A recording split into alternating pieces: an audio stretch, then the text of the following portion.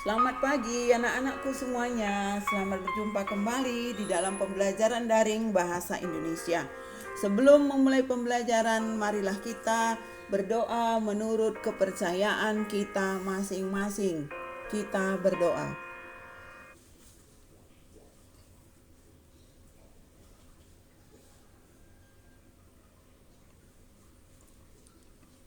Berdoa selesai. Hai anak-anakku semuanya, kita berjumpa kembali di dalam pembelajaran bahasa Indonesia hari ini. Saya harap keadaan anak-anakku semuanya masih sehat-sehat walafiat, ya, terjauh daripada virus dan keadaannya sekarang baik-baik. Ya, sebelum saya memulai pembelajaran, semalam saya sudah memasuki kelas kamu untuk kapasitas 8 orang ya. Tetapi saya lihat dan saya perhatikan bahwasanya kepedulian kamu tentang mata pembelajaran kira-kira 20%. Ya, 20%. Rata-rata kelas 71 sampai 75 saya masuk.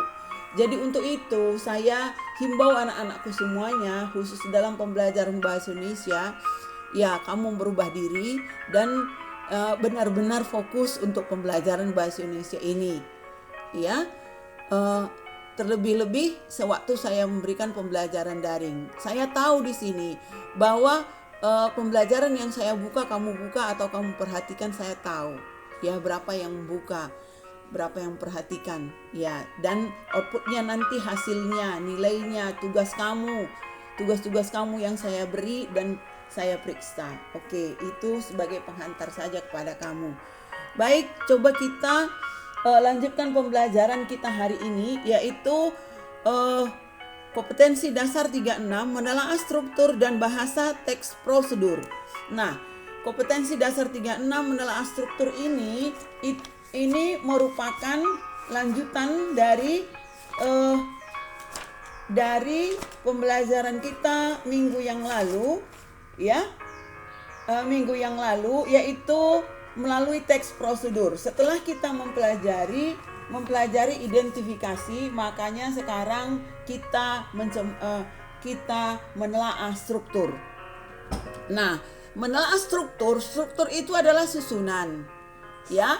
Bukan saja struktur yang kita perhatikan kali ini, tetapi struktur dan bahasa, ya. Struktur dan bahasa.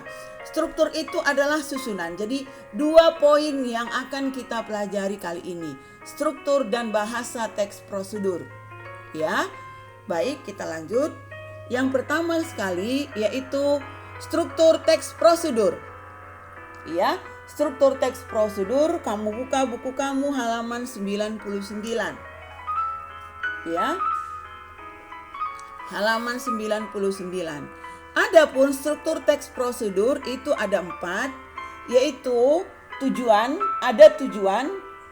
ya, bahan dan alat, langkah, dan penutup, ya. Itulah struktur teks prosedur, ya. Itu struktur teks prosedur. Kita lanjut. Ciri bagian struktur alat dan bahan. Yang pertama tadi alat dan bahan, ya kan? Bagaimana kita perhatikan ciri di bagian alat dan bahan ini? Ya, bagian ini untuk melengkapi prosedur dalam membuat sesuatu. Ya, itu dalam membuat sesuatu. Cirinya berisi alat dan bahan yang diperlukan. Terdapat perincian yang akurat tentang ukuran dan takaran. Nah, perhatikan, ini cara membuat, bukan cara melakukan. Dikala kita membuat sebuah teks prosedur cara membuat, maka rincian alat dan bahan dan rincian yang akurat ini ada. Tetapi kalau teks prosedur cara melakukan itu tidak ada, ya. Itu kamu harus tahu ciri bagian struktur alat dan bahan. Kita lanjut. Ciri bagian struktur langkah-langkah. Oke. Ciri bagian struktur langkah-langkah. Nah, di sini tadi tujuan, bahan dan alat, langkah-langkah, kemudian nanti penutup. Kamu lihat halaman 99. Nah, pada langkah-langkah ini berisi tahap-tahap kegiatan urutan kronologis baik dalam bentuk paragraf atau penomoran setiap tahap. Ya. Kemudian berisi hal yang harus diperhatikan, berisi aturan yang harus diikuti. Nah, inilah dia struktur langkah-langkah. Ya, langkah-langkah yang ada pada teks prosedur. Itu halaman 99. Ya. Contohnya ada di sini, didihkan air, masukkan dan seterusnya. Boleh kamu baca bukumu nanti. Kita lanjut. Nah, perhatikan ciri bagian struktur langkah-langkah ini, ya, yaitu berisi tahap kegiatan urutan kronologis dalam bentuk paragraf dan penomoran setiap tahap, berisi hal yang harus diperhatikan dan berisi urutan yang diikuti. Nah, urutan-urutannya itu harus jelas ya anak-anakku semuanya. Oke, kita lanjut. Nah, itu di dalam struktur. Jadi ingat, dalam strukturnya tadi ada 4 ya. Ada 4, itu susunannya. Nah, sekarang menelaah penggunaan bahasanya. Tadi strukturnya, sekarang bahasanya. Oke. Nah, dalam menelaah struktur bahasa ini ada 7 tahapan yang kita lihat. Nah, di sini yang agak pelik. Ya, dalam menelaah struktur bahasa, ya, struktur bahasa. Ya. Yang pertama yaitu kalimat perintah. Ya. Coba kamu lihat menelaah penggunaan bahasa dalam teks prosedur halaman 107. Ya. Yang pertama yaitu penggunaan kalimat perintah. Ya. Pernyataan Anda perlu memosisikan tubuh sejajar dengan monitor. Ya. Kalau dijadikan dia kalimat perintah, posisikan tubuh sejajar dengan monitor. Ya. Tadi itu kalimat pernyataan. Jadi kita buat menjadi kalimat perintah. Ya. Apa tujuan kalimat perintah ini? Ya, tujuan kalimat perintah ini yaitu agar kita mengadakan tindakan lakuan. Kalau di kalimat pernyataan Anda perlu memosisikan tubuh sejajar dengan monitor, itu masih pernyataan. Tetapi di kalimat perintah posisikan tubuh sejajar dengan monitor, itu Anda perlu mengadakan tindakan lakuan, dilakukan.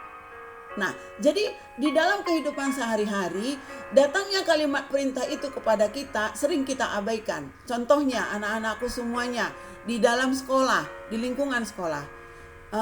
Ambil sampah itu. Nah, itu kalimat perintah. Itu tandanya kamu mengadakan tindakan lakuan. Kenapa tidak kamu lakukan? Itu salah. Setiap kalimat perintah wajib mengadakan tindakan lakuan.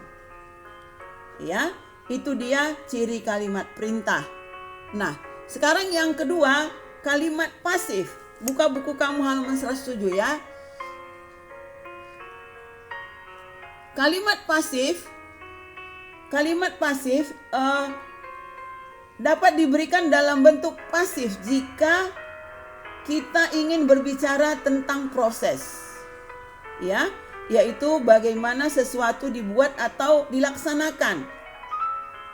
Ya, penggunaan kalimat pasif dalam teks prosedur biasanya untuk memberi saran, tambahan atau peringatan supaya tidak terjadi suatu kesalahan. Coba kita lihat kalimat aktif dan pasif halaman 107. Ya. Contohnya di dalam tayangan saya yang saya beri ini, potongan harus diusahakan lurus dan menyiku dengan baik supaya harus sempurna. Nah, jadi kalau kalimat aktif ini dan kalimat pasif itu boleh kita lihat awalan di. pada kalimat pasif, awalan me pada kalimat aktif. Ya, menekan. Kemudian ditekan. Itu di dalam kalimat pasif. Kamu lihat jelas itu halaman 107 ya anak-anakku semuanya. Ya, itulah dia penggunaan pasif. Nah, kemudian yang ketiga yaitu penggunaan kriteria batasan. Ya. Halaman 107 juga. Ya. Kalau di buku kamu, angkat kaki kanan, itu tidak punya batasan. Kalau dengan batasan, angkat kaki kanan setinggi lutut. Setinggi lutut itu dia batasannya. Ya, itu dia batasannya. Kalau dengan batasan, langkahkan kaki kanan 2 kali dan pada hitungan 4 bertepuk tangan. Nah, itu menggunakan batasan. Jadi, dalam tayangan saya ini, rautan tabung suara dihaluskan sampai suaranya mendekati nada yang diinginkan. Nah, jadi kalimatnya bukan rautan tabung suara dihaluskan. Nah, itu tidak, itu tanpa batasan. Dihaluskan sampai kapan? Sampai di mana? Sampai bagaimana? Sampai suaranya mendekati nada, sampai suaranya mendekati, itu pun belum. Ya, itu pun belum ada batasannya. Nada yang diinginkan. Oke, itu dia sampai batasan. Ya, itu dia dalam penggunaan kriteria batasan. Ya, yang kelima. Halaman 108. Ya. Penggunaan yang keempat anak-anakku ya, yang keempat. Penggunaan kata keterangan, kata keterangan cara, keterangan alat, dan keterangan tujuan. Ya, halaman 108. Penggunaan kata keterangan cara, keterangan alat, dan kata keterangan tujuan. Nah, kata keterangan sering juga disebut dengan adverbia. Ya, yaitu kelas kata yang memberikan keterangan kepada kita semuanya. Nah, dikala kata itu tidak tanpa keterangan, itu tidak jelas bagaimana kita menggunakannya. Nah, kemudian adjektiva atau kata sifat, ya, atau kata sifat. Keterangan ini, kata keterangan ini ada keterangan cara, ya. Contohnya ada di buku kamu ini, ya, kata keterangan cara dengan kata keterangan cara dengan secara, keterangan alat dengan menggunakan dengan keterangan tujuan untuk supaya agar. Nah, itulah kata keterangan. Nah, simpulannya kata keterangan digunakan di dalam penggunaan bahasa Indonesia, khususnya di dalam teks prosedur ini anak-anakku semuanya, agar bisa menjelaskan kalimat yang dihantarkannya. Ya. Jadi kalimat yang dihantarkannya itu jelas dia dikala kita memakai kata keterangan. Dan kata keterangan itu disesuaikan. Apakah kita memakai kata keterangan cara, apakah kita memakai kata keterangan tujuan, dan lain sebagainya. Nah, disesuaikan dengan keadaan kata keterangan dalam teks prosedur yang kita berikan. Baik. Kemudian kita lanjut yang keenam. Yang kelima. Yang kelima yaitu kata penghubung.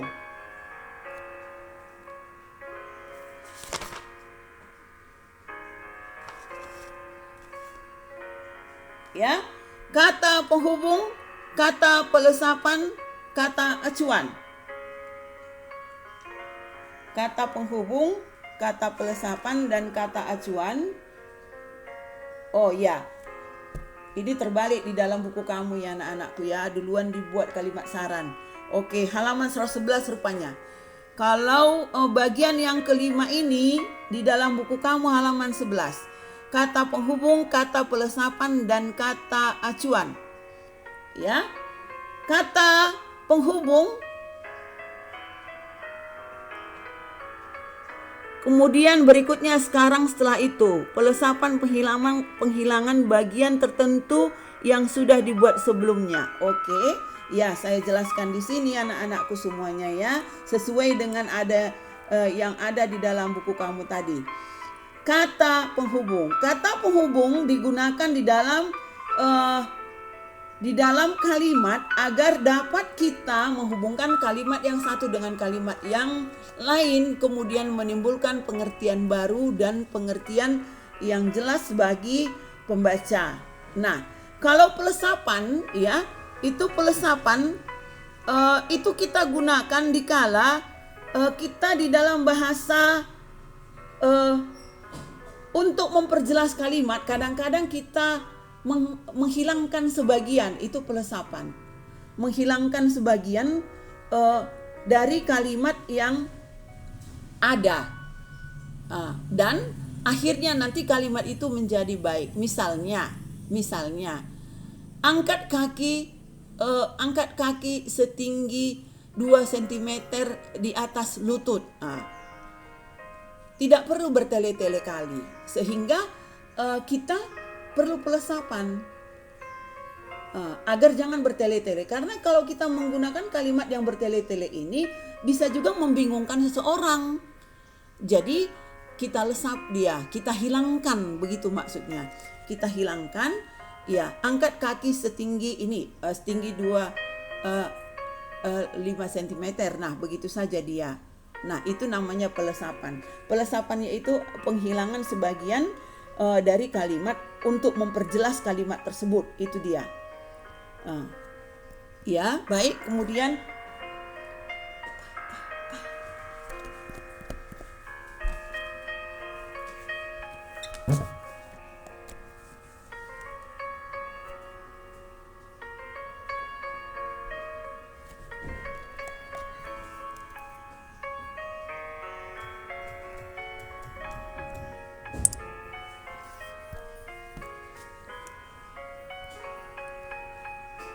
ya, baik, kita lanjutkan, yaitu penggunaan kalimat saran dan larangan yang ke-6, yaitu halaman 110. Ya, kalimat saran dan kalimat larangan dalam teks prosedur memandu pembaca agar selamat, aman, dan dapat mencapai hasil. Nah, itu tujuannya kalimat saran. Kalimat saran dan larangan itu jauh berbeda dua-dua. Dikala dikatakan itu kalimat saran, itu menghimbau. Ya, menghimbau kamu agar melakukan. Dan kalau baik kamu rasa, lakukanlah itu. Kalau tidak baik kamu rasa, walaupun saya sarankan, itu terserah kamu. Itu kalimat saran. Tapi kalau kalimat larangan, ya, kalau kalimat larangan, dikala kita sudah membaca kalimat larangan itu, tetapi kita tetap melakukannya, nah pasti nanti ada akibatnya. Nah, misalnya dilarang lewat, ada ranjau, dilarang merokok, ada akibatnya itu nanti. Nah, itu kalimat larangan. Dilarang berhenti, nah kamu berhenti. Dilarang parkir, kamu parkir, ada akibatnya. Nah, jadi kesimpulannya kalimat larangan dikala kita langgar, akibatnya ada. Kalau tadi kalimat saran itu tidak, ya, itulah bedanya. Nah, ditandai dengan kata hubung tersebut, hindari, jangan, jika tidak, kecuali, jika, dan sebagainya. Nah, itu tanda kita pakai di dalam kalimat larangan atau saran. Oke, kita lanjut. Yang ketujuh yaitu halaman 112. Penggunaan akhiran i dan akhiran kan dalam teks prosedur. Ya, akhiran i dipakai jika objek di dalam kalimat tidak bergerak. Kalau akhiran kan itu bergerak. Ingat, ya, Akhiran I dipakai pada benda yang tidak bergerak. Akhiran kan dipakai pada benda yang bergerak. Contoh, lumuri loyang dengan mentega, tidak bergerak. Ya, itu kata dasarnya lumur. Kemudian dibuat dengan akhiran I, lumuri. Kemudian lumurkan mentega pada loyang. Lumurkan, mengadakan tindakan lakuan, jadi bergerak. Ya, itu dia penggunaan akhiran I dan akhiran kan. Ada perbedaan kata-kata berikut. Ya, kata-kata berikut. Kamu boleh lihat contoh bagaimana di halaman 112. Ya. Di halaman 112. Dan ada latihanmu di sini. Ya, nanti saya beri tugasmu. Oke, kita lanjut dulu ya nak ya. Nah, baik. Hanya sampai di sini pembelajaran yang saya beri kali ini. Tugasmu. Ya, tugasmu. Yang pertama, tugasmu mengidentifikasi unsur struktur dari teks 2, yaitu cara mencuci tangan. Kamu lihat dalam textbookmu itu. Ada nanti cara mencuci tangan yang baik dan benar. Nah, coba identifikasi unsur-unsur struktur itu, tujuannya apa mencuci tangan. Kamu tuliskan tujuannya. Kemudian langkah-langkahnya apa. Kemudian di bagian penutup apa. Ada semuanya di situ. Kau tuliskan. Itu nomor 1. Oke. Kemudian yang nomor 2. Memperbaiki dan melengkapi teks prosedur. Ya. Kita disuruh di sini memperbaiki teks prosedur cara membuat angklung. Ada di dalam buku kamu. Ya, kamu baca nanti teks prosedur membuat angklung itu. Kemudian tambahkan bagian awal teks. Bagaimana kamu rasa pas? Bagaimana kamu rasa cocok? Kemudian ubah kalimat pada langkah menjadi kalimat perintah atau kalimat saran atau kalimat larangan. Ya, kan ada langkah-langkah di dalam cara membuat angklung itu. Ya, rubah itu menjadi kalimat perintah, kalimat saran atau kalimat larangan. Jelas ya? Kemudian tambahkan bagian penutup dengan teks prosedur. Bagian penutupnya tambahkan. Kemudian perbaiki penggunaan tanda baca atau ejaan yang kurang tepat. Nah, ini PR-mu yang nomor 2. Baik. Kemudian yang nomor 3. Ya, satu lagi saya berikan PR-mu ya nak ya. Yang nomor 3. Yang nomor 3. Coba kamu lihat halaman 112. Latihan. Ada aduk, olesi, itu kata kerjanya. Aduk, olesi, bakar, potong. Nah, kamu buatlah seperti contoh ini. Contohnya sudah ada aduk, kata kerjanya, kata bendanya adonan. Apa yang diaduk? Ya kan begitu, adonan. Kemudian keterangan caranya, kemudian mengental. Kalimatnya aduk adonan sampai mengental. Nah, begitulah dibuat seterusnya. Nah, ini ada 5. Aduk, olesi, bakar, potong, lipat. Ya kan? 10 kau buat. Yang 5 ini tadi tinggal membuat kalimatnya kamu 4 lagi. Tetapi yang 5 nanti kau ciptakan sendiri. Kau ciptakan sendiri dia kata kerjanya, bagaimana dia kata bendanya, bagaimana dia keterangan caranya, dan buat kalimatnya. Oke? Baik. Jelas ya? PR yang saya buat 3 bagian hari ini. Dan bagian yang ketiga ada 10 opsinya yang harus kau buat. Ya, saya harap kamu kerjakan itu baik-baik dan hasilnya kamu WA-kan hari ini. Saya tunggu di WA pribadi saya. Berubah kamu ya nak ya.